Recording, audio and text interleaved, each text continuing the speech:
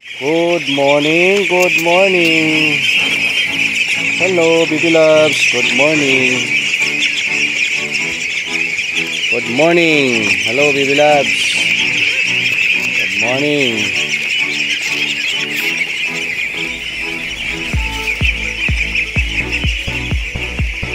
Pila na ni ilang linggo na tumar? 1 month. Ang mga lalaki nito na na halo na. Saan mga lalaki? Yung mga itim. Okay, sige. Mga itim. Tapos brown ang brown. Laki na, oh. Good morning mga kaitik, mga ka-farmer o sa Itik Farming Davao subscriber, no? Salamat sa inyong support. Og sa karon mo ni karon ang itik nga hello 2 months old. 1 month pa pala.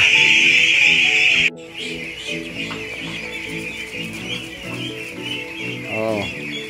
Ito yung pang second batch. Ay, pang second batch to guys sa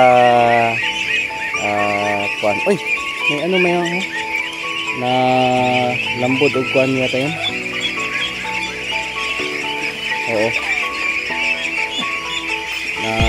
Natali.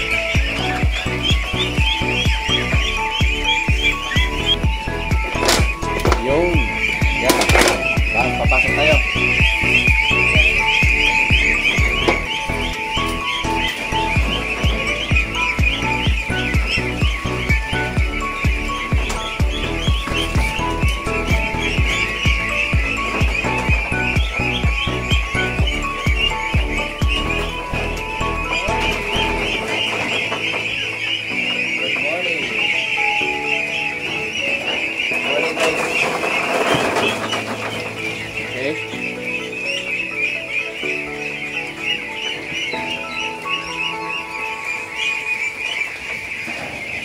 Magandang angle. Nakita niyo po. Sige. Paniwag kong vlog. Kaway-kaway sa mga nag-iitik dyan. Itong pinakita natin sa inyo yung unahin natin yung itik. Itong itik na to 1 month old. Pagmamayari ng mga Kibol family. Especially ni Umar at yung kanyang kapatid na Cardis, ha? Taiwan? White? Miss Cathy, kaway-kaway dyan sa mga taga-Taiwan, ha? Ano yung project nyo? Pangalawang batch to. Miss Cathy Kibol, ha? Shout out guys, kasi Umar Kibol. Okay guys, so yung kanilang itik, pangalawang cycle, 1 month old. Okay, bakit may tinatawag na cycle po? Ang kanyang program dito sa Farm ni Umar ay every 6 months magdadagdag siya ng layers o magpapapasok sila ng another batch of itik, no?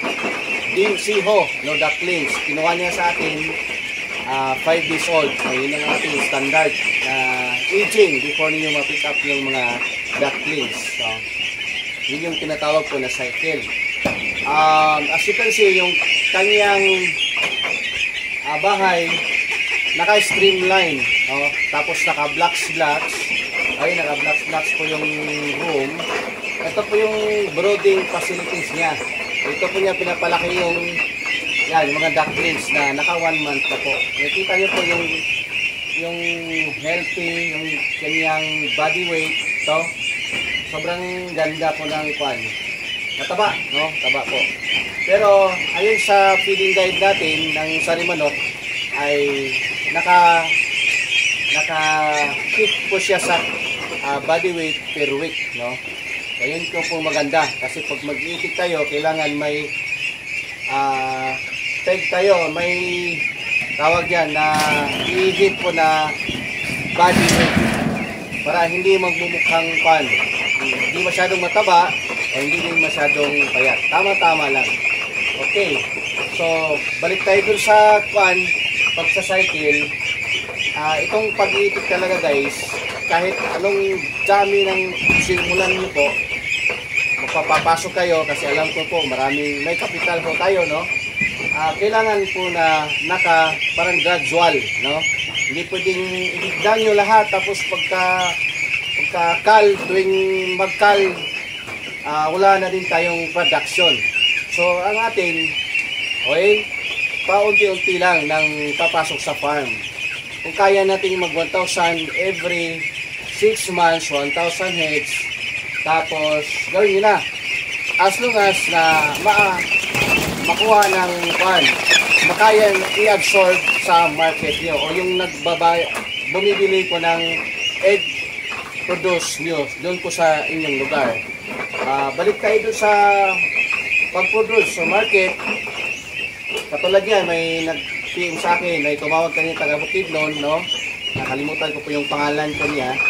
Isa po siyang retire na LGU, local LGU sa kanilang lugar, sa Bukidnon, Malaybalay. Magbabalak po siya na mag-itik, no?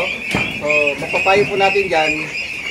Mag-start lang muna ng tama-tama po na according o naka-base po dun sa kaya nyong pakawalan na investment, no? Yung kaya nyo lang po.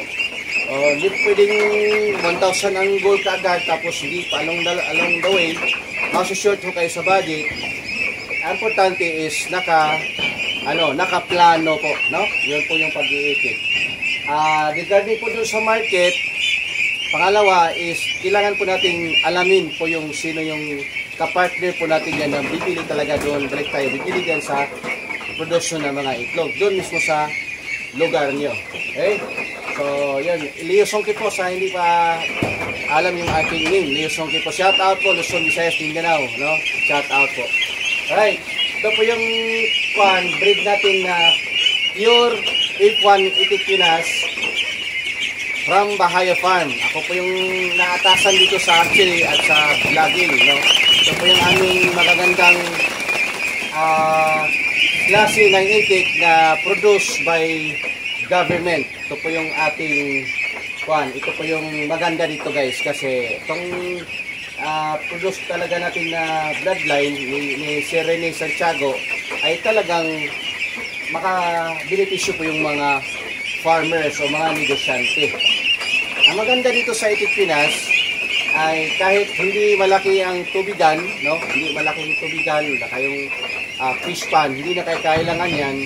As long as na may tubig na source na malinis, na wasa or deep well, makainom sila ng malinis, sustainable yung pag-iinom nila araw-araw, ay yun yung maganda.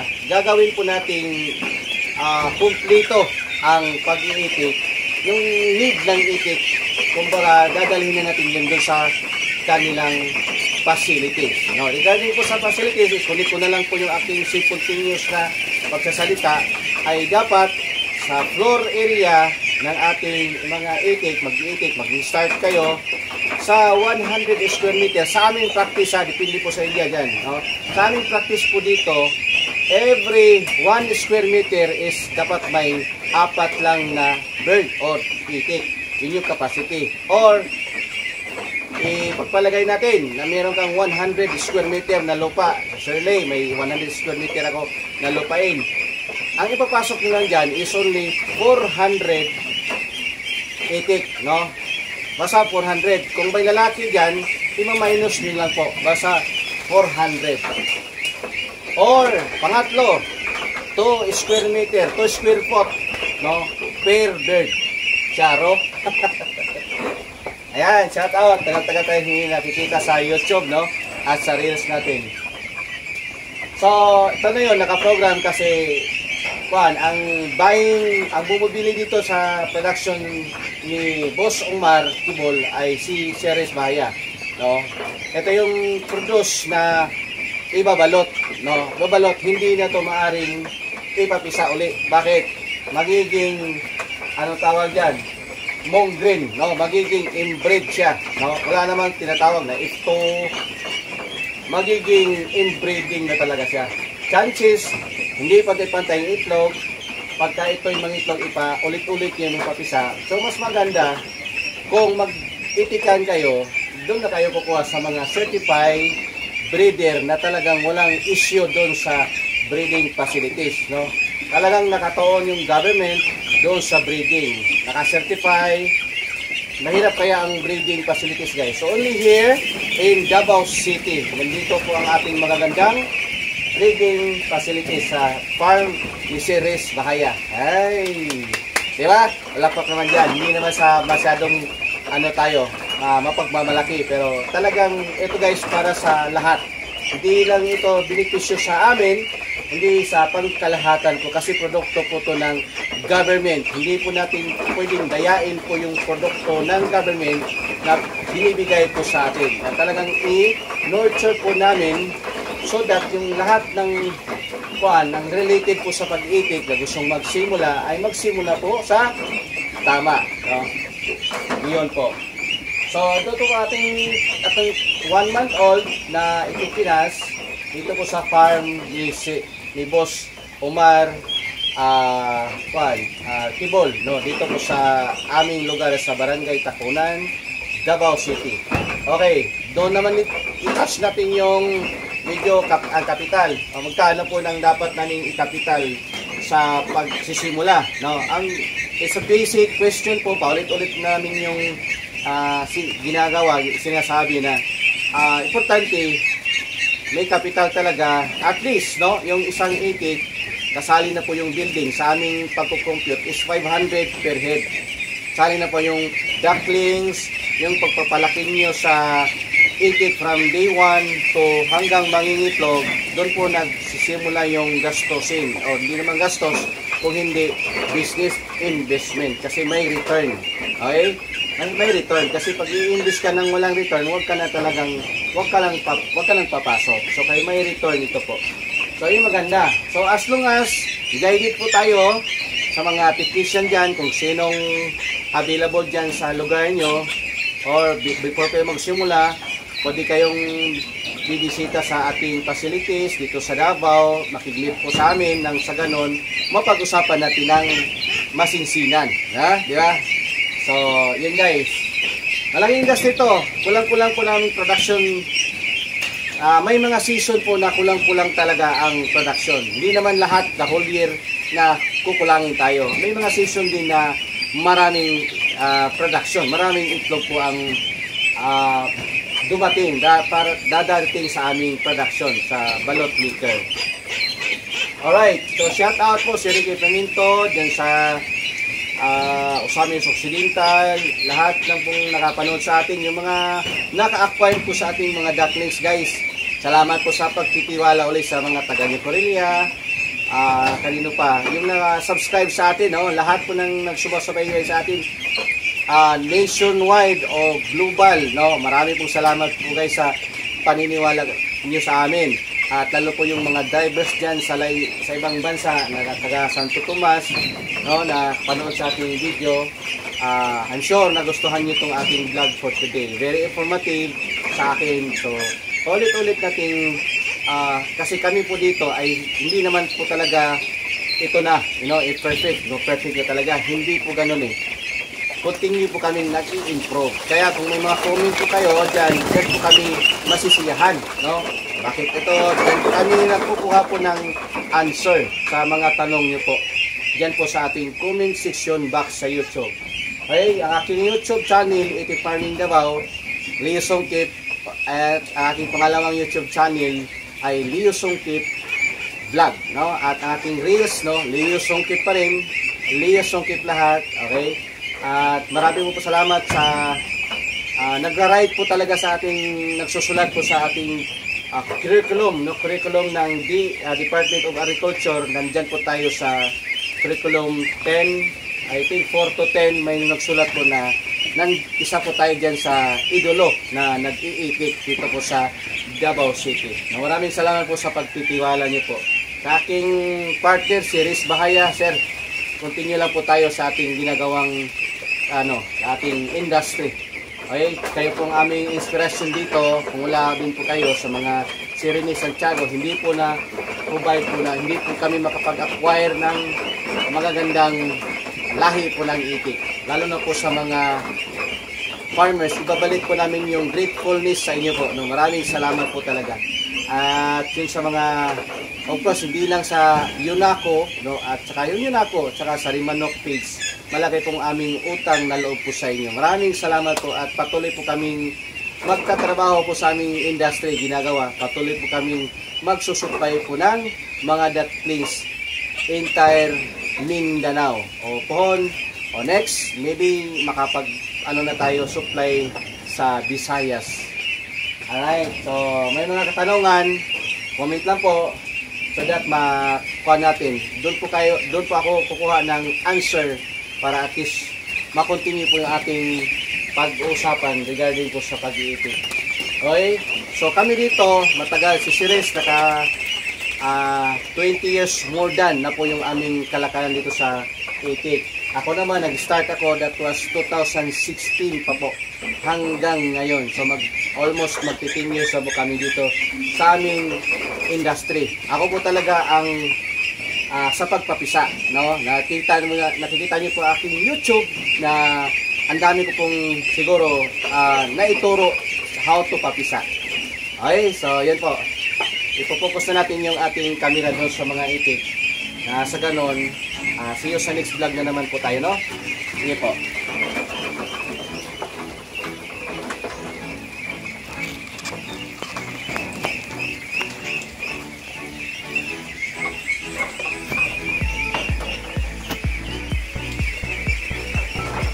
Asan dagko dito, Marno? Dito ang dagko, no? Doon po yung kuan, guys, yung malaking kuan na, yung first batch niya. Hindi na natin yung puntahan. Next episode na lang po tayo. Ito lang muna yung update natin as of today. Okay? So, yan po. Tubig, may sustaining tubig. Kita nyo po, ang ganda po ng kuan ng mga katawan po ng itik. About to kuan na po panibagong balahibo na din po sila, no? Tapos yung tulugan. Alright. Tingnan nyo po. Yung papakain nito, guys, kung kuan na, alam nyo na po yung kanyang sukat o yung timbang ng pakain, ibibigay nyo na 3 beses sa isang araw. Yun po yung aming practice dito. At hindi na kailangang, you know, kung may kuan kayo, kawayan, yun lang, oh, di ba? Okay na. Okay, so ang sikreto naman talaga dito sa pag-iitik, hindi dapat masikip yung lugar at hindi siya disturb sa mga predators, mga tao na dumadaan, sa mga music, no, na nasa paligid niyo po. Yun na po yung talagang kuan. At saka hindi maubusan po ng tubig, no? Kailangan po may tubig talaga na painuman. Okay, ito by this coming days yata is lalagyan na to ng paliguan, no? Paliguan dito. Nang sa ganon, yung pag-change niya ng balahibo ay masalubong po ng magagandang balahibo, gawa ng malinis na paliguan na tubig. Yan po yung kailangan ng itik. Okay, ito lang kasimple yung brooding for 1 month old. Di ba? Alright. Sana po nagustuhan nyo. This is me, Leo Sungkip, and Itik Farming Davao. Bye for now.